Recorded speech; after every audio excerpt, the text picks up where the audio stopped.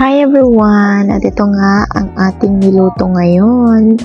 Ang tinatawag naming inalsa pero nilevel up ko siya dahil dinagdagan ko lang naman ng itlog at saka radish. Napakasarap nga nito mga Mars dahil sa malinamnam na siya at lasang-lasa mo talaga ang kamatis na may halong anghang. Kaya nakaka-excite ito mga Mars at mapapa-extra rice na nga naman tayo mga Mars nito.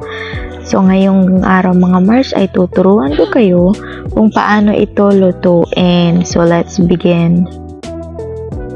Mag-prepare lang tayo ng sibuyas tsaka bawang, depende kadami ang gusto nyo, pero ito sa akin konti lang, sakto lang. At syempre mag-prepare din tayo ng radish, depende sa sizes ng cut na gusto nyo. Para ako gusto ko yung round, para ewan ko lang, basta gusto ko lang yung round. So isa lang na nga natin ang ating paglulutoan na kaldero at painitin. At kapag mainit na, syempre maglalagay na tayo ng mantika.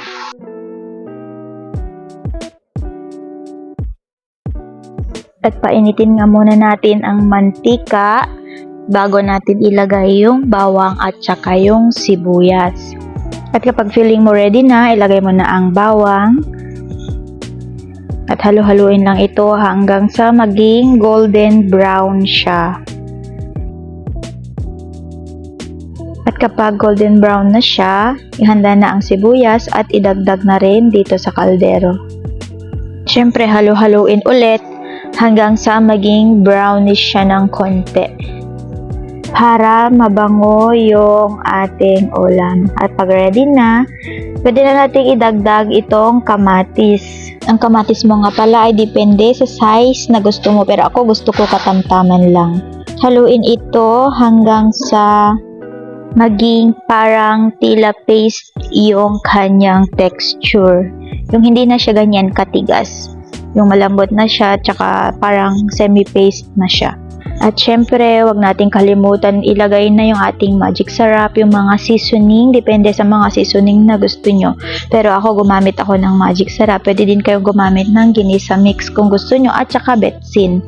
Ayan, so nagdagdag na ako. Tsaka gusto ko kasi yung mas maraming magic sarap para mas malinamnam yung lasa ng ating ulam. Naglagay din ako ng konting paminta. At kapag medyo malambot na, pwede na tayong maglagay ng sili. Pero dito, actually, pwede nyo na din isabay sa seasoning. Kaso nakalimutan ko lang kanina. So, ayan, halu-haluin lang siya. Medyo, tingnan nyo yung texture, medyo malambot na dito. At mamaya-maya, pwede na nating ilagay yung ating radish.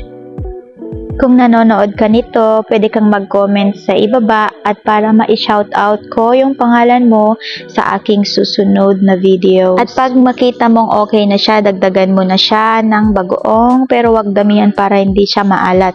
Kailangan timplado para masarap. Halu-haluin lang ito para ma-mix yung bagoong. Kayo, nag-uulam rin ba kayo ng ganito? Paki-comment sa ibaba para alam ko.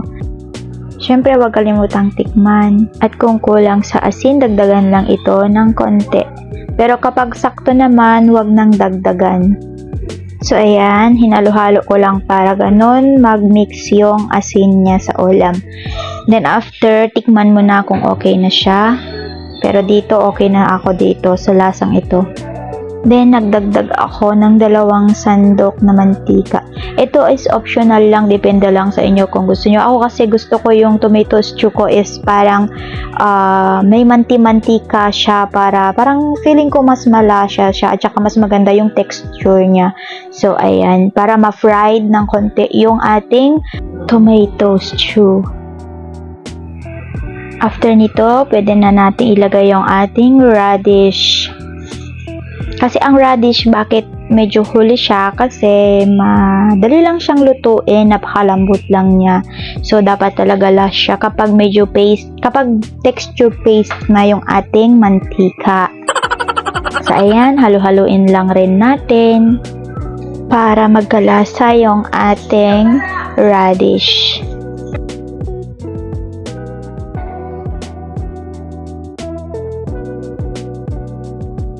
At takpan muna natin para maluto ang ating radish. Tingnan tignan natin kung luto ng ating radish. So ayan, nakikita nyo naman talagang sa itsura pa lang luto na talaga ang ating radish.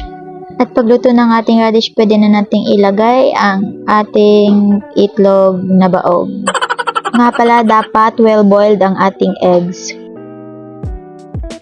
Madali lang tong recipe na to, kaya siguradong masusundan nyo talaga ito kasi super dali lang lutuin nito. And shout out na pala sa lahat ng Ilocano, Ibanag, Itneg dyan, Igorot, at alam nila ang reseping ito.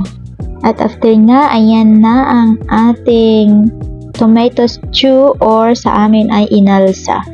Pwedeng-pwede nang hanguin at pwede na siyang iserve for food. At so ayun, tinawag ko na nga si mama para kumain kasi ready na ang aming dinner. Ito nga pala ang aming dinner kahapon. Ay, nung isang araw pala. At titignan natin kung ano yung reaction niya doon sa lasa ng niluto ko. Kasi first time ko to magluto ng inalsa na may white radish tsaka boiled egg. Nag-imbe-imbento lang ako. So ayan, kakain na nga si mama. At ito nga ay tinanong ko si mama kung ano ang lasa ng niluto ko. Kumana? Kasano? Sayan, nakaanak kasayan tisin.